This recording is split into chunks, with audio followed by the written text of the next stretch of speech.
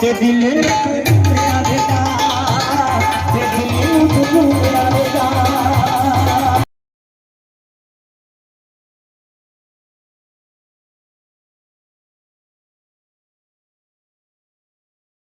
जी अस्सलाम वालेकुम वरहमतुल्लाहि वबरकातुहू। तमाम तारीफां उस खालके कायनात वास्ते जिहड़ा इंसानां नूं पैदा करने वाला है। दरूद होवे हज़रत मुहम्मद मुस्तफ़ा सल्लल्लाहु अलैहि वसल्लम दी ज़ात अक़दस ते। सब रंग पाकिस्तान यूट्यूब चैनल वेखने वाले अस्सलाम वालेकुम वरहमतुल्लाहि वबरकातुहू। इस वक्त मैं कंडन सियाण खलोता और कंडन सियाण सदियां तो एक जिहड़ा मेला लग रहा बाबा रोड़ी शाह सरकार का, मैं उत्थे मौजूद हाँ।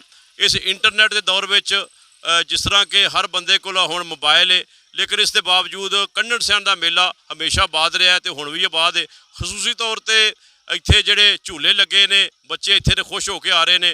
इत्थे नाल कवाली जारी है, दरबार शरीफ से लंगर जारी है, दुआ जारी है और इस तरह सारे मामला जारी ने।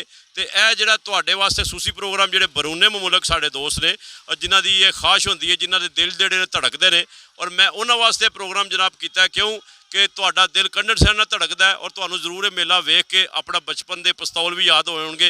तो आओ तसी तुहानूं मजीद इस प्रोग्राम इत्थे की हो रहा असीं तुहानूं विखाने जी। बहुत शुक्रिया जी। इस वक्त मैं मौजूद हाँ कंडन सियाण बाबा रोड़ी शाह सरकार के दरबार से, और इत्थे चूँकि एक उर्स और मेले का एहतमाम जिहड़ा हर साल किया जाता है और असी फातिहा पढ़ीए। इस वक्त साईं मंजूर जिहड़े मतवली ने इस वक्त इस दरबार शरीफ के, वो साडे नाल मौजूद है। तो आओ असीं उन्हें पूछने कि यह मेला किन्ने दिन रहना है, तो ये किहड़े प्रोग्राम जिहड़े ने साडे पिंड आए ने। और मैं दसदा जावां कि इस इलाके के तमाम देहात जिहड़े ने, पूरी तहसील तो लोग कंडन सियाण का मेला वेखण आउंदे ने। आओ उन्हां नाल गल करने। अस्सलाम वालेकुम जी। जी बिस्मिल्लाह जी। अस्सलाम वालेकुम। की हाल है साईं जी, ठीक हो? अल्लाह का बड़ा करम है, दुआवां माशाअल्लाह रौनकां लगियां ने जी हर साल की तरह। जी बेशक जी बेशक। ये तुहाडी वजह तो रौनकां लगियां ने। ये दसो ये मेला किन्ने दिन रहना है? ये मेला जी 3 दिन रहना है। 3 दिनों के पंजतन पाक का जिक्र ज़कार किया जाना है। इत्ते महफिल होनी है पंजतन पाक के जिक्र की। बाकी ये साडे मालक जिहड़े ने हज़रत पीर बाबा रोड़ी शाह सरकार, ये सदियां तो पुराने बजुर्ग ने। तो इन्हां दा हर साल 4 अगस्त की उर्स मुबारक हुंदा है, तो जिहड़ा बड़ा खुशियां दे नाल मनाया जाता है।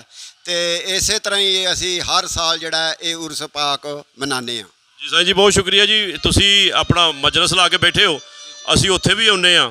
तो तुसी ये दसो कि ये मेले दे विच माशाअल्लाह हर साल भुल अमन प्रोग्राम रहिंदे ने, लोग आउंदे ने, मुहब्बत नाल अकीदत नाल जांदे ने। इस साल भी इस तरह ही हो रहा है जी बेशक जी। ये गल है अपना साहब बहादर, ये जिहड़ा साडा उर्स मुबारक है, इत्थे हर साल ज़्यादा तो ज़्यादा उर्स मुबारक हुंदा है।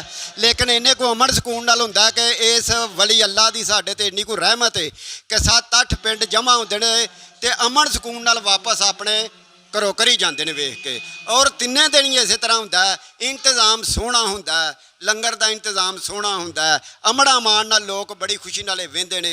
वज़ीराबाद और डस्के दे रोड के उत्ते वाक़या बिल्कुल सड़कों दखण पासे साडा ते बहुत प्यार नाल हुंदा है। अज भी जिहड़ा साडा प्रोग्राम वेखेगा वो आखेगा कि वाकई तहसील डस्के विच कोई ताकत है अल्लाह की ज़ात पाक ने रखी, जिहड़ा अपना हर साल उर्स मुबारक मनाया जाता है। बहुत शुक्रिया साईं जी।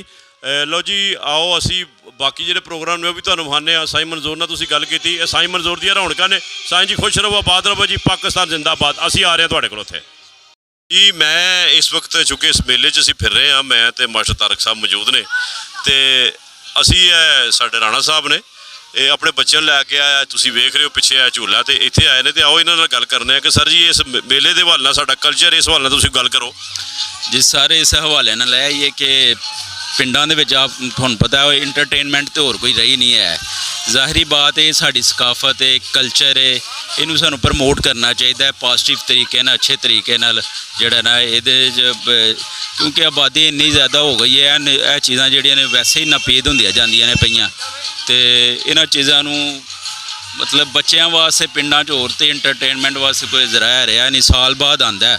तो सानू सारे पिंड वालियां नू चाहिए कि इनू मिल जुल के जिन्ना असी इनू प्रमोट कर सकीए या जिन्ना इनू वधा सकीए, क्योंकि ये साडे बजुर्गों का एक कल्चर है। ठीक है कि नहीं?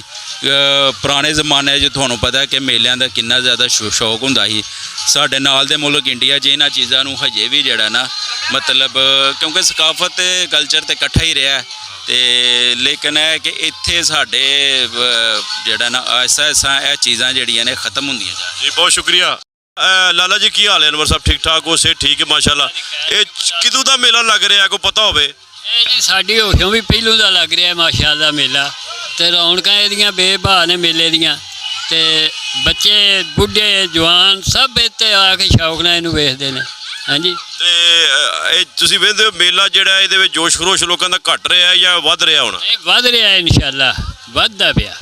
ਹਾਂਜੀ, ਬਹੁਤ ਸ਼ੁਕਰੀਆ ਲਾਲਾ ਜੀ। ਤੇ ਤੁਸੀਂ ਆਪਣਾ ਵੇਖਿਆ, ਆਪਣਾ ਸੁਣੀ, ਕੁਆਲੀ ਸ਼ਾਲੀ ਵੀ ਸੁਣਨ ਆਏ ਹੋ, ਦਰਬਾਰ ਸ਼ਰੀਫ ਤੇ ਸਲਾਮ ਵੀ ਕੀਤਾ ਹੋਣਾ। ਬੜੀ ਮਿਹਰਬਾਨੀ ਜਨਾਬ, ਅੱਲਾਹ ਤਾਲਾ ਤੁਹਾਨੂੰ खुश रखे जी, बहुत शुक्रिया।